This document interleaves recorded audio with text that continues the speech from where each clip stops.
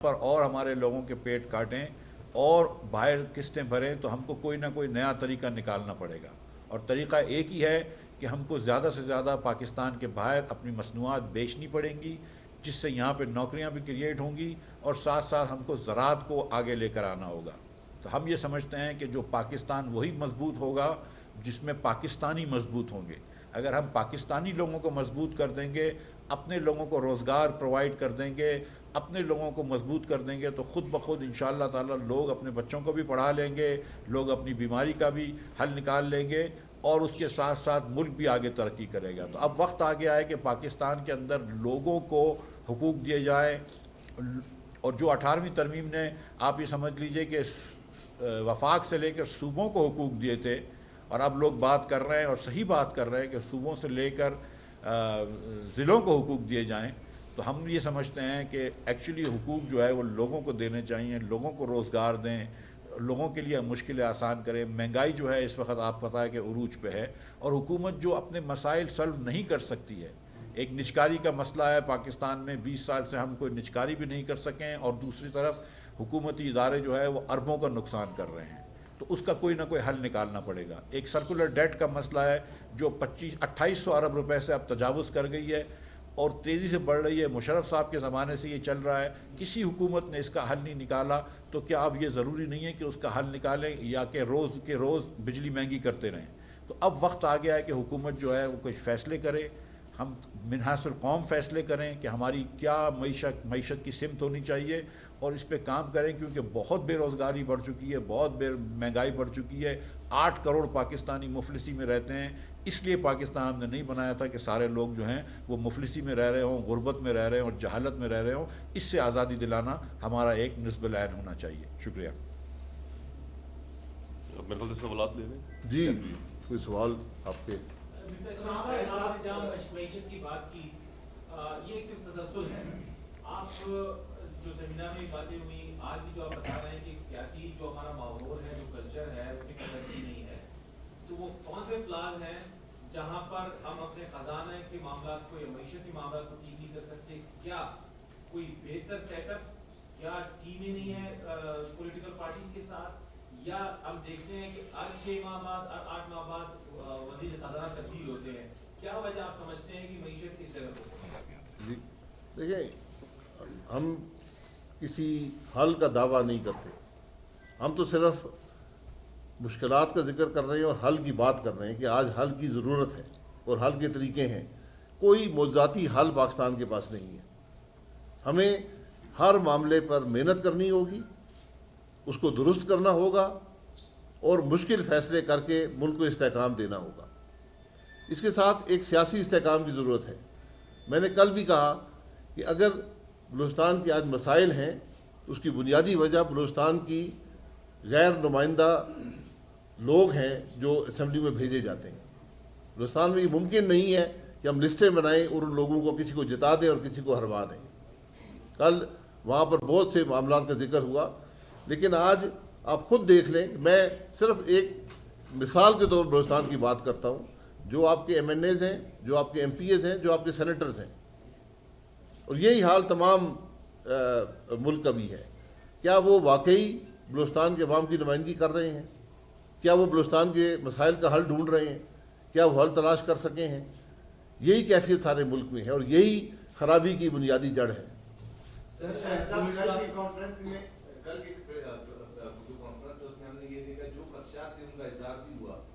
کچھ آپ لوگوں نے بتا دیا اور ال کی طرف بھی آپ لوگوں نے ایک فرسٹ یعنی اسٹیپ آپ لوگوں نے اٹھا لیا، لیکن پھر بھی بینگ اے سینئر پولیٹیشین آپ لوگ کیا سمجھتے ہیں؟ کیونکہ نئے الیکشن کے حوالے سے آپ لوگوں نے بھی جو خدشات کے اظہار کیے، دوبارہ فلیٹ ہوں گے وٹ ایور، لیکن اگر ٹیکنوکریٹ گورنمنٹ کی طرف آپ لوگ جائیں گے، کس طرف آپ لوگ اشارہ کس طرف دیں گے؟ نہیں، اشارہ کسی طرف بھی نہیں ہے۔ ہم تو آئین کی بات کرتے ہیں کہ آئین کو امپلیمنٹ کریں، آئین کو پورا امپلیمنٹ کریں۔ ہم آئین کو جزوی طور پر نہیں کر سکتے۔ اگر ہم بلوچستان کے مسنگ پرسنز کی بات کرتے ہیں جو ایک دیرینہ مسئلہ ہے، اس کا حل بھی آئین کے اندر ہی ہے۔ اگر ہم آئین کو تسلیم نہیں کریں گے، آئین کی شکوں کو مانیں گے نہیں، تو پھر ان مسائل کا حل نہیں نکلے گا۔ معیشت کا حل بھی، سیاست کا حل بھی، اور ملک کے جو دیگر مسائل ہیں سب کا حل آئین کے اندر موجود ہے۔ اگر آج ایک نئے سوشل کانٹریکٹ کی ضرورت ہے، تو وہ بھی ایک سیاسی نظام سے ہی آئے گا. سر بلوچستان میں جو آوازیں 1970 سے اٹھ رہی تھی ابھی پنجاب میں بھی وہی چیز نظر آ رہی ہے. تو جو بلوچستان کا مسئلہ ہے سمجھے وہ پورے ملک کا مسئلہ بن چکا ہے. تو آپ جو یہ سیریز چلا رہے ہیں سیمینارز کی اس کو کہاں رکھیں گے؟ کیا ڈاکومنٹ کی صورت میں لائیں گے؟ اس کا اینڈ کیا ہوگا؟ اس سیریز ڈائلاگ تو پہلے بھی بہت ہوئے, اس ڈائلاگ کا انجام کیا ہوگا؟ دیکھیں یہ ڈائلاگ ایک ملک کے مسائل کے حل کا ڈائلاگ ہے اور سب کی بنیاد جو ہے وہ آئین کے اندر ہے. اگر آپ 70 سے بات کر رہے ہیں تو آپ بھی آئین کی بات کر رہے تھے. آج 73 کے آئین کو اس سال 50 سال ہو جائیں گے. کیا وہ آئین کامیاب ہوا یا ناکام ہوا, یا کیا ہم نے اپنے عمل سے اس کو ناکام کیا؟ اگر اس کے اندر خرابی ہیں ان کو درست کیا جا سکتا ہے, لیکن ہمیں سب کو اپنے گریبان میں دیکھنا ہوگا. یہاں کوئی بھی الزام سے بری و ذمہ نہیں ہے. ادارے, شخصیات, سیاسی جماعتیں سب نے جو کچھ کیا, آج جو فصل آپ کاٹ رہے ہیں وہ اس وقت کا بویا ہوا کام ہے. مکمل طور پر معاشی طور پر, سیاسی طور پر, معاشی طور پر کلزام ہونے جا رہا ہے یا ہو چکا ہے. آپ وزیر اعظم رہے, آپ کے ساتھ ساتھی جو بیٹھے ہیں مختلف عہدوں پہ رہے, یہ باتیں آپ نے اس وقت کیوں نہیں کی؟ بلوچستان کے ٹائم پر آپ نے اس کا ڈیو رائٹ کیوں نہیں دیا؟ ایک سیکنڈ, آپ کا یہ جو فورم ہے یہاں سے آپ انتخابی اتحاد کی شکل میں جائیں گے یا اپنی جماعتوں کے ٹکٹس پر جو ہے ایکشن لڑیں گے؟ دیکھیں یہاں کسی کو ڈیفینڈ کرنے یا کسی پر الزام لگانے کی بات نہیں ہے. میں تو سب کہہ رہا ہوں, ہم سب اس کے ذمہ دار ہیں. جو بھی آج سیاست میں ہیں, جو بھی عسکری قیادت میں رہی ہیں, مارشاء اللہ گورنمنٹس میں رہی ہیں, جو جوڈیشری میں رہی ہیں, یہ اگر آپ نے ذمہ داری لگانی ہے تو پھر ایک ٹروتھ کمیشن بنا دیں. اس ملک کے حقائق بڑے ہی تلخ ہیں اور حقائق وہ نہیں ہیں جو اخباروں میں چھپتے ہیں یا ٹی وی پر آتے ہیں. یہ بھی میں آپ کو بتا دوں. تو ہمارا مقصد پاکستان دو چیزوں میں خود کفیل ہے, ایک سیاسی جماعتوں میں اور ایک میڈیا چینلز میں.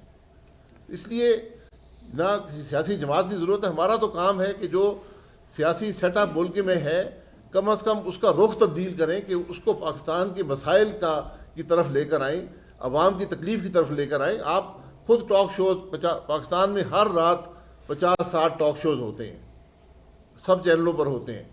آپ کبھی اس کے اندر پاکستان کی بات سنیں گے؟ اس کے اندر یہی ہے کہ یہ فلانا یہ کھا گیا ہے, وہ یہ کر گیا ہے, اس نے ماضی میں یہ کیا تھا, میں نے یہ کیا تھا.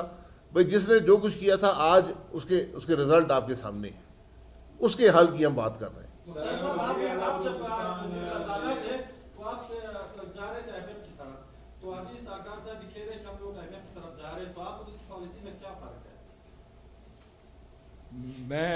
میں سمجھتا ہوں کہ آئی ایم ایف جب ہم نے کر لیا تھا اور آئی ایم ایف کو واپس لے کر آ گئے تھے تو ایک معیشت کو ایک ڈگر پہ بٹھا دیا تھا, ڈیفالٹ قرض ختم کر دیا تھا. میں سمجھتا ہوں کہ یہ پچھلے 4 مہینے میں جو حکومت نے فیصلے نہیں لیے اس سے معیشت کا نقصان ہوا ہے. لیکن اب میں بڑا خوش ہوں کہ حکومت نے اب فیصلہ کر لیا ہے کہ آئی ایم ایف سے بیٹھ کے بات چیت کریں. تو میں امید کرتا ہوں کہ جو ملک معیشت کے مسائل ہیں اس کی حل کی طرف ہی جائیں گے. سر آئی ایم ایف کی ٹیم بنگلہ دیش جو ہے ان کے ساتھ معاملات وہ طے پا گئے, لیکن بنگلہ دیش جیسے ملک کے ساتھ ان کے معاملات طے پا گئے تو ہمارا کیا ہوگا؟ ہم بیٹھیں گے اور بات کریں گے تو معاملات طے پائیں گے نا. لیکن اگر آپ بیٹھنے کے لیے تیار نہیں ہوں تو مشکل ہو جاتی ہے. تو اب یہ بیٹھ کے بات چیت کر رہے ہیں تو انشاءاللہ میں امید کرتا ہوں, میں سمجھتا ہوں, میں حکومت کے اس قدم کا خیر مقدم کرتا ہوں کہ آئی ایم ایف سے انہوں نے بات کرنے کی بات کی. گو کہ 4 مہینے کا نقصان کیا, گو کہ پیسوں کا نقصان کیا, لیکن بہرحال یہ چلے اچھی بات ہے کہ دیر آئے درست آئے. اور انشاءاللہ تعالیٰ آپ جیسے بنگلہ دیش نے آپ نے فرمایا کر لی بات, اس طرح ان کو بھی بات کر لینی چاہیے.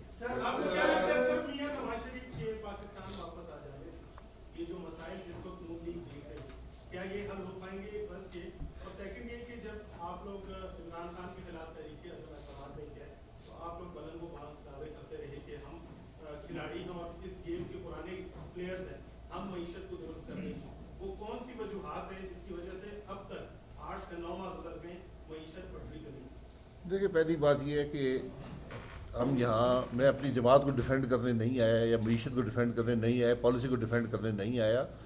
یہ ایک نان پارٹیزن غیر جماعتی بنیاد پر ہم نے بات کی ہے. لیکن چونکہ آپ نے سوال کر دیا ہے, جو خرابی 4.5 سال یا 10 سال یا 20 سال میں جو بنیادی خرابیاں ہیں ان کے جو رزلٹس ہیں وہ آپ 8 مہینے میں دور نہیں کر سکتے. ہو سکتا ہے آپ 8 سال میں بھی دور نہ کر سکیں, لیکن استحکام کی ابتدا ہونی چاہیے. وہی یہ حکومت کوشش کر رہی ہے. میاں نواز شریف صاحب کے ساتھ جو ناانصافیاں ہوئی ہیں، ہم ان کے وطن آنے کی بات کرتے ہیں، لیکن ہمیں ان ناانصافیوں کا ازالہ بھی کرنا چاہیے، اور وہ ناانصافیاں بڑی واضح ہیں۔ میں ہمیشہ یہ کہتا ہوں کہ آج یہ جوڈیشری کا کام ہے کہ وہ بھی اپنے ان فیصلوں کو دیکھے جن کے اثرات پاکستان پر ہوئے اور بے پناہ ہوئے ہیں۔ میں ان مسائل کی بات نہیں کرنا چاہتا جو کچھ سیاستدانوں کے ساتھ ہوا، جو اس ملک کے معاہدوں کے ساتھ ہوا، جو اس ملک کو چلانے میں جو اثر رہا ہے جوڈیشری کے فیصلوں کا اور ان کے عمل کا، اس کا ایک بڑا حصہ ان معاملات میں ہے جن کے شکار آج پاکستان ہے۔ آپ اس کے بعد ان کے بعد جی آپ وزیر اعلیٰ بلوچستان موجودہ جو وزیر اعلیٰ ہے، ان کا کہنا ہے کہ 30 ارب روپے جو ہے وہ ہمیں کم ملے، جبکہ 32 ارب روپے جو ہے پی پی ایل جو ہے وہ ہمارے واجبات ان کے پاس موجود ہے۔ جب ہم دیکھتے ہیں کہ گزشتہ 20-25 سالوں سے میں صحافت سے بلوچستان میں وابستہ ہوں، میں دیکھ رہا ہوں کہ بلوچستان اسمبلی میں کوئی بھی قرارداد پاس ہوتی تو وفاق اس کو ٹوکری میں ڈالتی اور بلوچستان کا خواہش نہیں اس کو نظر نہیں آ رہی ہوتی۔ تو کیا سمجھتے ہیں کہ اگر اس طرح چل رہا ہے یا اس طرح مزید مستقبل میں بھی اس طرح ہوگا تو بلوچستان کے لوگ کہاں جائیں گے؟ اس وقت ہماری 19 اضلاع بلوچستان کی گیس سے محروم ہے، جبکہ گیس سوئی سے نکل رہے، روزانہ کوئٹہ شہر میں احتجاجی مظاہرے ہو رہے ہیں۔ آپ خود جہاں جس ہوٹل میں رہ رہے ہیں شاید اس میں بھی گیس موجود نہ ہوگا، تو یہ کس طرح چلے گا سر بلوچستان؟ جی میں اس کے حل بتا دیتا ہوں۔ اس کا حل صرف قرارداد میں نہیں ہے۔ قرارداد ایک اپنی بات کا اظہار ہوتا ہے، اس کے پیچھے عمل کی بھی ضرورت ہے۔ آج بھی بلوچستان حکومت چاہے، دوسرے صوبے چاہیں، اور میں نے بطور وزیر اعظم یہ ان کو کہا بھی تھا سی سی آئی کے اندر، آپ آئین کے مطابق اپنی گیس اور بجلی لے لیں، اس کے خود ذمہ دار بن جائیں، اور یہ آج بھی ممکن ہے۔ لیکن اس کے بارے میں نے آج تک کوئی قرارداد نہیں دیکھی۔ میں بالکل اس بات کے حق میں ہوں کہ بلوچستان کی گیس بلوچستان کو دے دی جائے، بلوچستان کی بجلی کا حصہ بلوچستان کو دے دیا جائے، سندھ کی گیس سندھ کی بجلی سندھ کو دے دی جائے، صوبے خود ان معاملات کو طے کریں، یہی اس معاملے کا حل ہے۔ ورنہ ہم باتیں کرتے رہیں گے اس نے ہمارے پیسے دینے، اس نے پیسے دینے ہیں، یہ سلسلہ چلتا رہتا ہے، پیسے آ بھی جاتے ہیں، پیسے خرچ بھی ہو جاتے ہیں، لیکن مستقل حل جو ہے وہ آئین کے اندر موجود ہے، اس کو امپلیمنٹ کریں، سی سی آئی میں بات کریں، اسمبلی میں اس کی بات کریں۔ شاہد صاحب آپ نے کہا روزگار کے مواقع بڑھانے چاہیے، آپ سیاسی جماعت کے عہدیدار بیٹھے، میرے خیال یہاں پاکستان میں لوگوں کو بھکاری بنانے میں آپ سب لوگوں کا بڑا ہاتھ ہے۔ بنگلہ دیش میں آج بھی 35 لاکھ خواتین جو ہے روزگار کر رہی ہیں، انہوں نے گارمنٹ پہ کام کیا، وہاں پر انہوں نے فیکٹریاں لگائی، لیکن آپ لوگوں نے سیاسی جماعتوں نے یہاں کے غریب عوام کو 2000 1500 2500 روپے کے پیچھے لگا کے سارا دن اے ٹی ایم کے کارڈوں کے اوپر وہ کھڑے ہوتے ہیں۔ تو کیا وہ بہتر نہیں تھا کہ بجائے ان کو بھکاری بنانے کے آپ لوگ انڈسٹری لگاتے، چاہے گارمنٹس کی لگاتے، کسی بھی چیز کی لگاتے، وہ بہتر نہیں تھا؟ جی یہ آپ کی بات درست ہے، بنگلہ دیش میں بھی فیکٹریاں حکومت نے نہیں لگائیں، پرائیویٹ سیکٹر نے ہی لگائی ہیں۔ تو حکومت کا کام یہ ہوتا ہے کہ پرائیویٹ سیکٹر کو انسینٹیو دے، ایسی پالیسی بنائے جس میں ہم ناکام رہے ہیں، ورنہ ہماری بھی آج جو ایکسپورٹ ہے وہ 100 ارب کے قریب ہونی چاہیے تھی۔ یہی ناکامی ہے جن کی بات کرنے ہم یہاں پر آئے ہیں اور ان کا حل دینے کے لیے آئے ہیں۔ سر آپ نے کہا کہ کیا آپ اپنی میرا کوشچن کا سیکنڈ تھا کہ آپ کسی فورم سے انتخاب لڑیں گے یا اپنی جماعتوں کے ٹکٹ پہ یا آزاد سے، کیونکہ جو آپ کی سوچ ہے آپ نے کرٹیسائز کیا تمام پچھلے حکمرانوں کو جن جماعتوں کا آپ بتا رہے ہیں، تو تھوڑا سا اگر ہم نے کسی کو کرٹیسائز نہیں کیا، اپنے آپ کو کرٹیسائز کیا۔ ہم سب ذمہ دار ہیں، جس میں سیاستدان بھی ہیں، فوجی بھی ہیں، جج بھی ہیں، میڈیا بھی ہے۔ پرسوں کی بات ہے کہ یہاں میڈیا نے خبر چلا دی کہ پاکستان میں پیٹرول کی شارٹیج ہو گئی ہے۔ پوری رات وہ منسٹری لگی رہی، منسٹر لگے رہے کہ جناب کوئی شارٹیج نہیں ہے، اور وہاں کاروں پیٹرول پمپوں پر لائنیں لگ گئیں۔ تو ہم سب ذمہ دار ہیں۔ ہم یہاں پر کسی پر الزام لگانے نہیں، ہم نے کسی کے بارے میں کوئی تنقید نہیں کی۔ ہم نے ملک کے مسائل کی حل کی بات کی، ان کے مسائل کی بات کی اور ان کے حل کی بات کی۔ یہی ضرورت ہے۔ جی بھائی الیکشن جب ہوں گے، جس جماعت میں ہم ہیں وہیں سے الیکشن لڑ رہے ہیں، جماعت کی ضرورت نہیں ہے۔ لیکن آج ملک کے مسائل کی کوئی بات تو کرے نا۔ آج ہمیں سیاسی نظام ملک کے مسائل اور عوام کی تکلیف کی بات کرتا نظر نہیں آتا، نہ ان کے حل تلاش کرنے میں نظر آتا ہے۔ شاہد صاحب جیسی پی پر آئی یعنی اس دفعہ تو ہم نے یہ دیکھا کہ پاک فوج کی جانب سے اسٹیٹمنٹ ہے کہ ماضی میں مداخلت ہوتی رہی اور آئندہ مداخلت نہیں کریں گے، سیاسی مداخلت یعنی۔ تو کیا اب جو آئین ہے اس پر عمل درآمد کی ذمہ داری گورنمنٹ پہ عائد ہوتی ہے دیکھیے یہ تو وقت بتائے گا نا. ہمارے ملک میں لمبا عرصہ مارشاء اللہ بھی رہی ہے, فوج کا عمل دخل رہا ہے سیاست میں, آج بھی رہا ہے. اس کو ختم کرنے کی ضرورت ہے, اس کو آئین کے دائرے کے اندر لانے کی ضرورت ہے. یہی آپ کو مسائل کا حل دے گا. کیا یہ ایک دن میں ممکن ہے؟ یہ وقت بتائے گا. جو مسائل ہیں وہ بیچے جا رہے ہیں جس سے ملک ترقی بھی کر سکتا ہے. آپ دیکھیں سندک ہے اور دیگر جو ہمارے قسم کے بازار کو بھی تقریباً کہتے ہیں بیچ دیا گیا ہے. جب آپ بلوچستان کی ہم بات کو کرتے ہیں, جب وفاق میں جاتے ہیں تو وہ سب بلوچستان کو بھول جاتے ہیں, اور جو بلوچستان کے وسائل ہیں وہ وفاق کو ہی منتقل ہو جاتے ہیں. میں دیکھیں میں گزارش کر دوں, حقائق کو دیکھنا چاہیے. ہم نے سندک بنایا, ہم نے اس کو چلایا, اور وفاق کا 28 ارب کا نقصان ہوا.